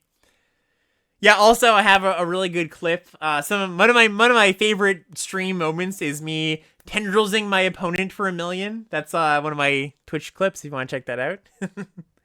So yeah, I'm going to put it in great format. I think that you could argue it being lower just has some balance issues, but, like, I don't know. Really fun, really evocative, did a lot of things right. Theros Beyond Death. Theros Beyond Death probably goes here for me. I really don't care too much if a set has a lot of good rares in it. I'm not somebody who minds that very much. Theros, even for me, is too much past that bar. Like, there are so many busted cards in Theros. And it's not even that they're, like, just a lot of them, which there are. It's that cards like Dream Trawler and Kiora Best the Sea God and Ashiok, like, these are some of the most winning cards of all time on 17 lands. Like, these have, like, 70% win rates, game in hand win rate on 17 lands. So better than, like, you know, your Ouroboros or your whatever, like, whatever great rare you think of in a recent set, those are even better. The other thing about the rares in the set is that a lot of them had the escape mechanic, which is a mechanic that brings them things back from the graveyard. And so, usually, when you kill their creature, in a normal set, you're like, great, they played their rare, I kill it, it's fine. A lot of the rares just came back. There was also a lot of rares that were like, you know, I can stomach a rare where it's like, you play it, maybe it generates some value, and then you kill it, it's like, okay, you move on. Or it's one of those rares where it's like, it's, you know, it's Ouroboros, where it's like, okay, I gotta kill that right away, but if I can answer it, the game goes on, right?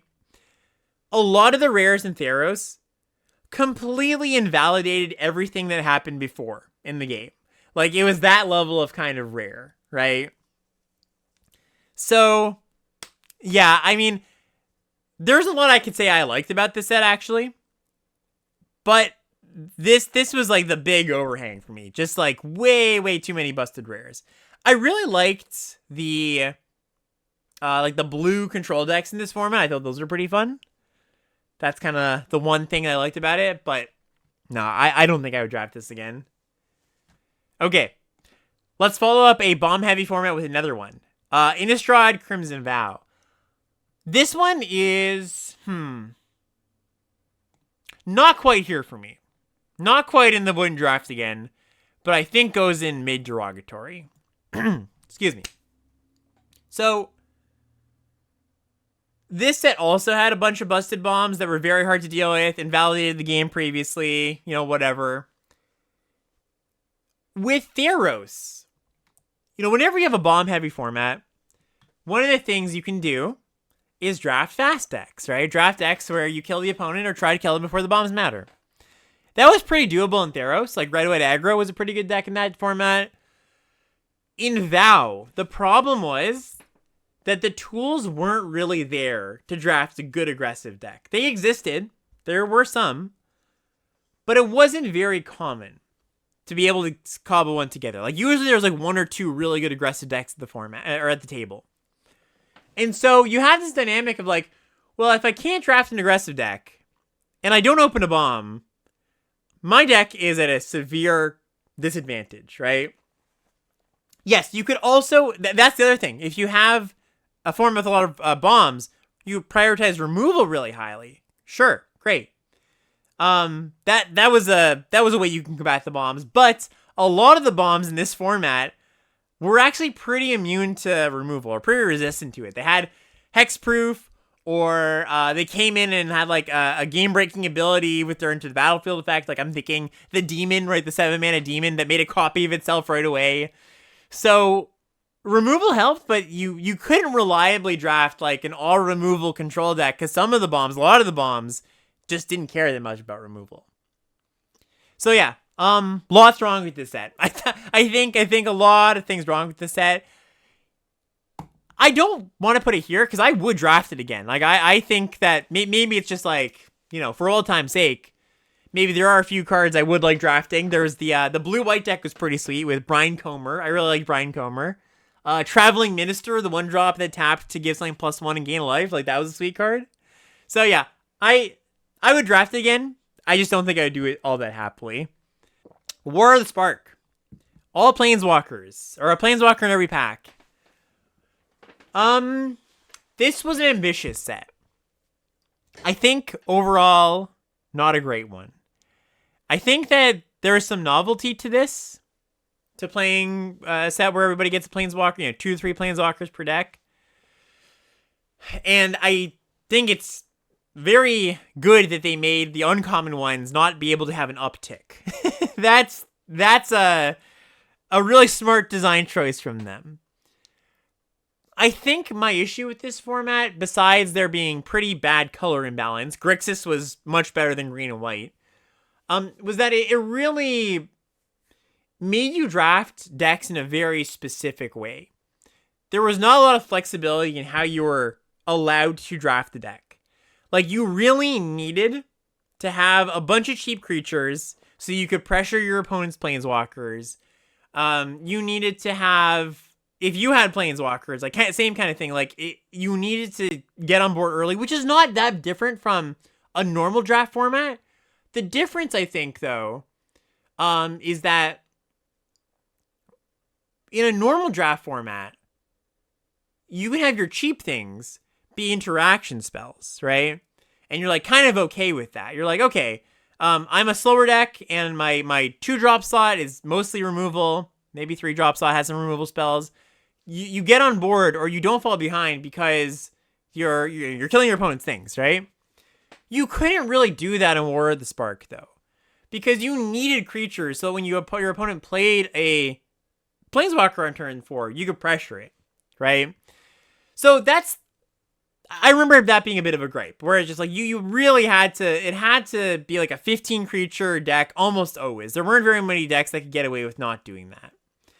That said, the novelty was cool, right? Like, I think looking back, I think the gameplay kind of sucked. Like, when your opponent stuck a Planeswalker and you didn't have an answer, it was a lot of times game over. I think that the draft was fine. It wasn't all that exciting. I think it was ambitious, and it deserves some points for that. But the overall gameplay experience, I think, is not great, honestly. So I'm going to put it in mid, not mid-derogatory. Mid because, yeah, I appreciate what it tried to do. I just think the experience is not, on average, very good, though. I do not anticipate them having another set in the next little while that has more than 5 planeswalkers, which I guess we didn't even talk about Phyrexia LB1, that part of Phyrexia, but rare planeswalkers, that's another thing. It's another little bit of a knock, I would say, for Phyrexia LB1. Wilds of Eldraine. I liked Wilds of Eldraine. I think this set was pretty well done. So I talked when I talked about Eldraine, how I really liked Adventure. They brought it back with this one. There were some issues with this set. So, like, blue-white was a failure of a deck. That archetype just never worked. It's a tapping deck. There was also the weird kind of dynamic where X1s really sucked, right? Like, a 3-mana 3-1 was basically unplayable. Like, had a good ability, because there was Flick of a Coin, which is the 3-mana instant that deals 1 damage to something, draws a card. There was Rat Out, -1/-1, make a rat token. So many things that punished 1 toughness creatures, right? Right. I guess that is a really nice point to note. Blue-white kind of worked, just not as advertised. Like, blue-white was cool, like a blue-white control deck. You could draft that. Like, there was a lot of good blue card draw in that format. But I don't know. I think it still sucks when an intended archetype doesn't pan out, especially to the degree that blue-white didn't pan out. I thought the gameplay was pretty good overall, though. Like, Adventure leads to good gameplay. It did have a Bonnie Paul, a rare that should have been a mythic, in Gruff Triplets, I think. But I really also liked the approach they took to the archetypes, right? Where they the themes were like all the different fairy tales. I thought that was cool. Bargain was a cool mechanic. The bonus sheet did kind of lack in this format. This was one of the lesser bonus sheets, right? The enchantment bonus sheets, not a ton that was actually good for limited. Maybe like 10, 12 cards or something.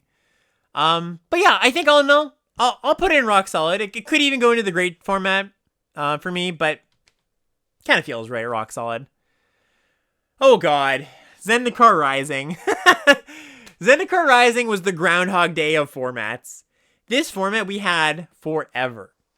We had this for 5 months. So that sort of colors my opinion on it a little bit. I'm not going to docket too many points for that. I am going to docket points for other things, though. I think that, like, one, the archetypes were also similar to almost like a Bloomburrow almost. Maybe not that degree, but they were very linear. You were going to be doing black-white black-white life gain clerics, and you only want to take the cards that went in that deck. Or you were doing, I mean, there was a bunch of landfall stuff that didn't work, number one. That's one thing to talk about. There was the kicker deck, the Roosted Drake stuff. That was cool. I guess that's an archetype that's memorable. But, like, most of the decks, and I'm trying to remember them off the top of my head, but, like, wizards, clerics, like, all the party archetypes, right? When you were drafting those decks, you only wanted, like, these very specific cards, right? And so the draft portion was not very flexible. They tried to make it a little bit flexible by having party be a thing, where it's like, you can have a deck with all these creature types. And, that might work. But, I don't know. I thought it was a fine way to solve the problem of having too siloed of archetypes, but it didn't solve it that well, I didn't think. And not in a way that made it felt like, oh yes, they solved the issue with these kindred sets, where it's like, you just care about this creature type. Also, there was the MDFCs, right? The modal double-face lands. Those are cool. I think the journey the community had with those was cool, because I remember there were some people advocating for, like, 12 of them in your deck, or like just like all the tap lands you can have, right? Play like 7 real lands or something. And that wasn't good. I mean, I thought that at some point might have been a good thing to do. It wasn't. So, yeah, that was interesting. But MDCs are cool. I think that's a cool mechanic. Overall, the set just, like, does not spark joy for me. Like, just, I would not prefer if this set never came back in Arena, I don't think anybody would cry. I'm putting this in the would not draft again, if asked. Man, is that true? I take it back. I think it goes in mid-derogatory. I think that MDFCs are enough to save it, but it's real close. I think it's real close. Khans of Tarkir. Oh boy. This is going to be controversial. Because I love Khans. I loved Khans when it first came out. I think a lot of people loved Khans when it first came out. Honestly, looking back, it had a little bit of the Dominaria United effect, I think. Where, Dominaria OG. Where the sets that came out around Dominaria OG kind of sucked. And so, like, by contrast, Dominaria was, like, fresh and new. I think Khans kind of had a little bit of that. I drafted the set when it came back on Flashback. And it wasn't terrible. I still enjoyed it. I definitely still enjoyed it. But it wasn't close to as good as I remember it being. I would happily draft this again. I think it's got very distinct boomer trappings. I will say that. We're like, it's a very slow set, and so a lot of the cards kind of suck.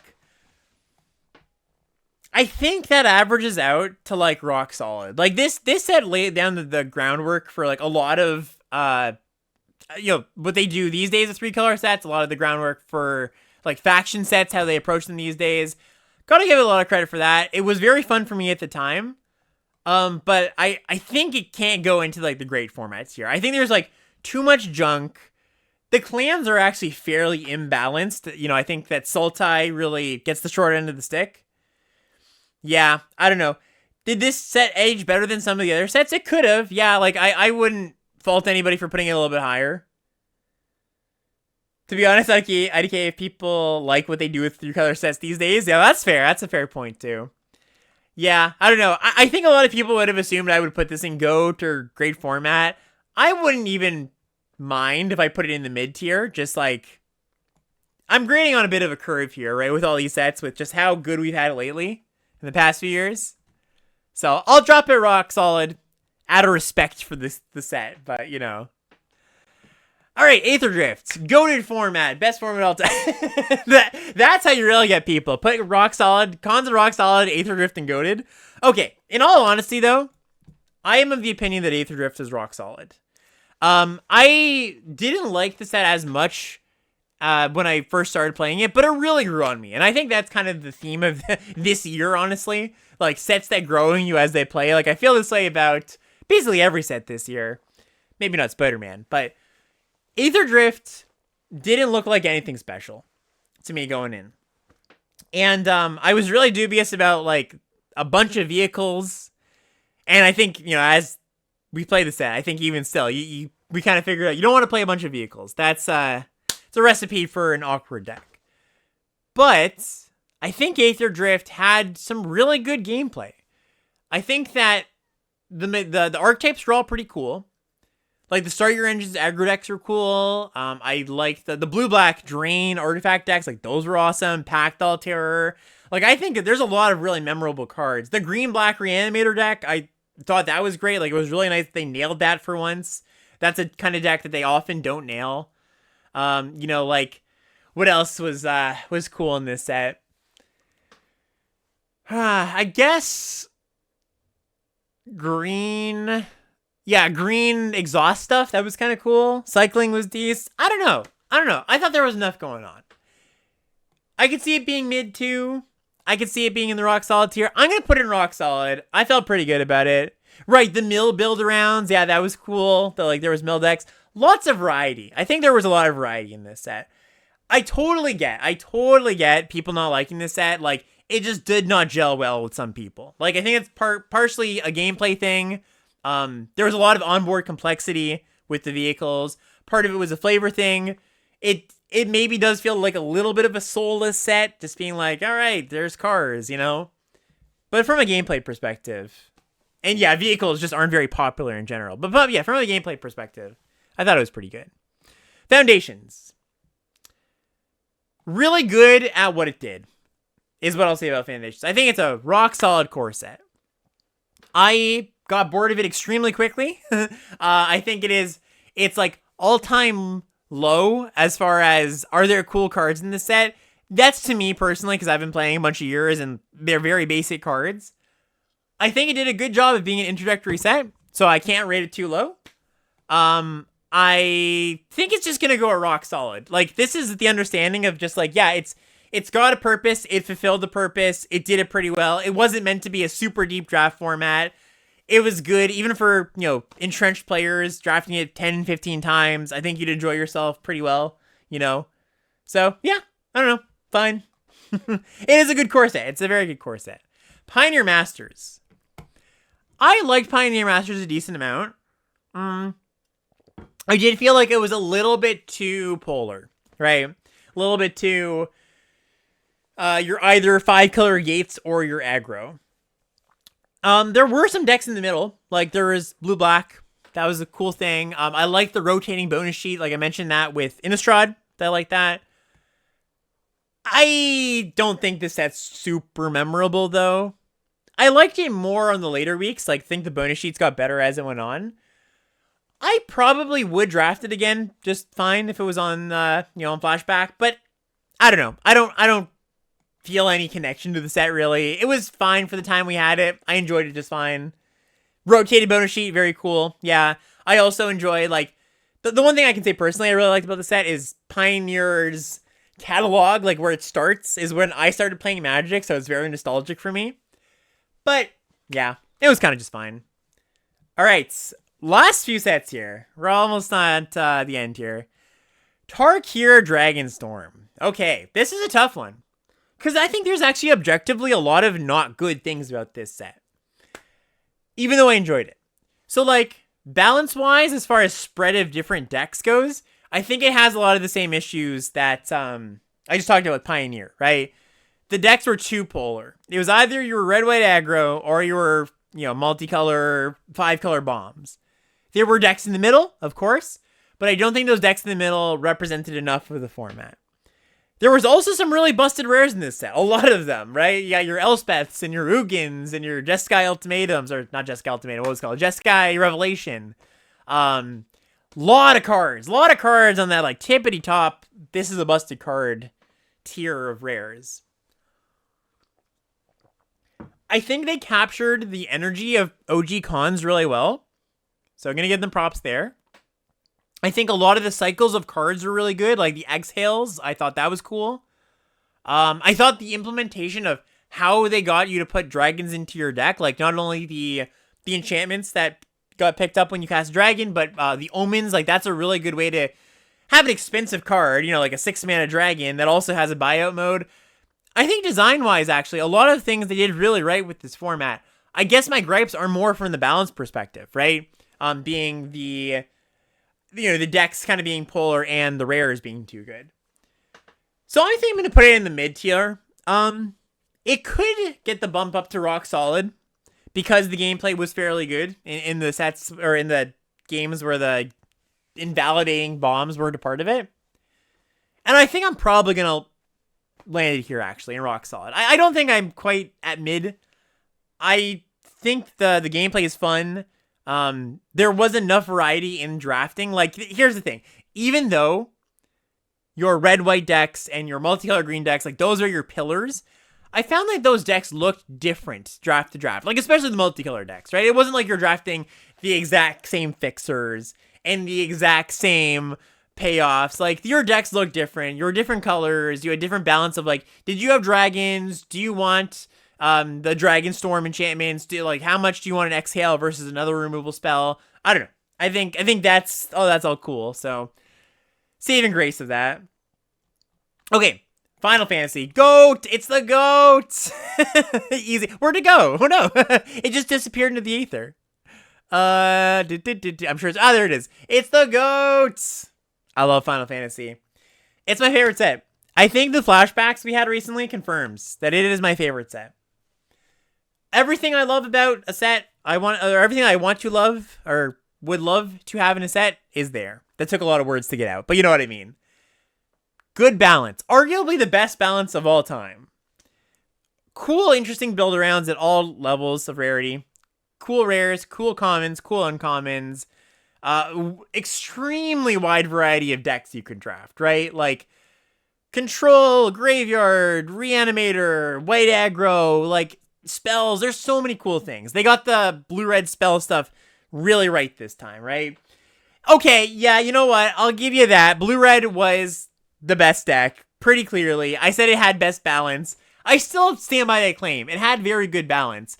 Blue-red was very good. It was clearly the best deck, but the other decks are all very viable. And that's kind of what I mean as far as balance goes. So yeah, I don't know. I don't think I'd say too much about it. I don't think it was balanced, chat saying. It was balanced in the way that, like, I define balance as when I go into a draft, I don't feel bad about drafting whatever's open. Right.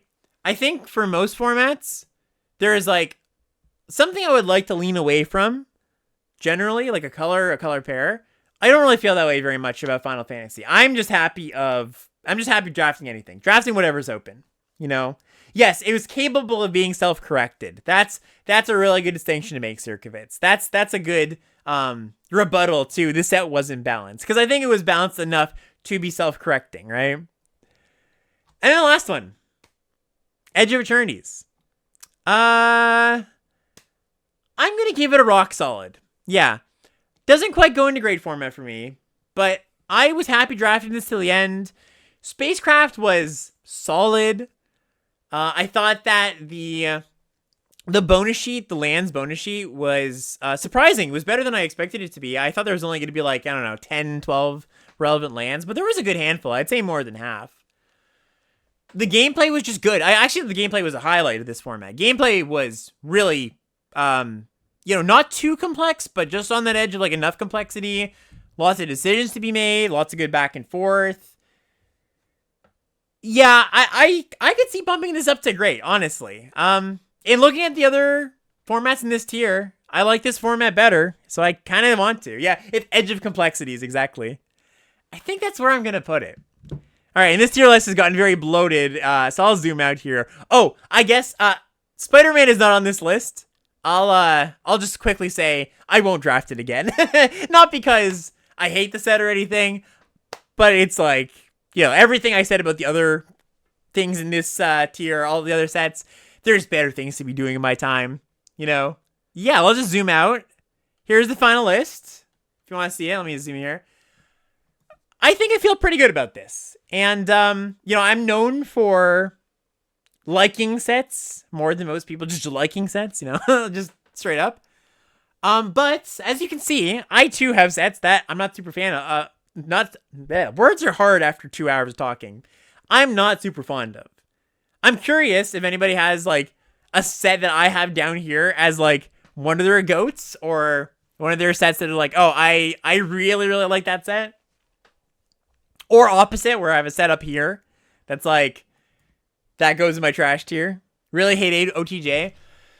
Yeah, I understand the frustration. It's interesting. I could go through like every set here and kind of give it like a frustration ranking, I think, of this set has mechanics or archetypes or cards that could be very frustrating to some people.